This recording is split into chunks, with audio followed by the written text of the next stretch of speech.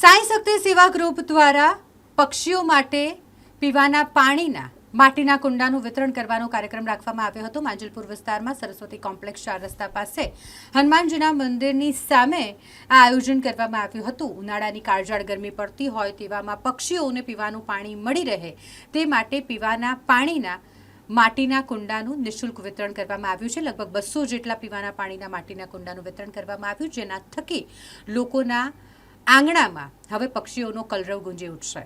લોકો પોતાના ઘરની બહાર અથવા તો ઓફિસની બહાર આ પાણીના માટીના કુંડા ભરીને રાખી શકે અને જેના થકી પક્ષીઓને પાણી મળી રહે તેવા આશય સાથે સાઈ શક્તિ સેવા ગ્રુપ દ્વારા આયોજન કરવામાં આવ્યું હતું, જેમાં સાઈ શક્તિ સેવા ગ્રુપના તમામ સભ્યો ઉપસ્થિત રહ્યા હતા।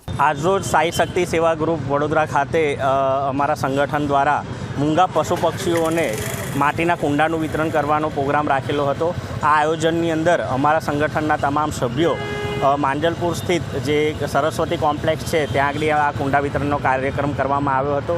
આટલી કાળઝાળ ગરમીની અંદર તમે જુઓ કે 45 ડિગ્રી તાપમાનમાં મનુષ્યને પણ જીવવું અત્યારે મુશ્કેલ છે, ત્યારે મૂંગા પક્ષીઓ પાણીની વ્યવસ્થાથી એમને થોડી રાહત મળે તે હેતુથી અમે આ કાર્યક્રમનું આયોજન કરેલું હતું। અને સાઈ શક્તિ સેવા ગ્રુપ હર હંમેશ સેવાકીય કાર્યો થકી વડોદરાની અંદર અલગ અલગ સેવાઓ આપે છે, ત્યારે આ ગરમીની કાળઝાળ ગરમીમાં અમે આ કુંડા વિતરણનો કાર્યક્રમ સફળ રીતના અમે પૂર્ણ કરેલ છે।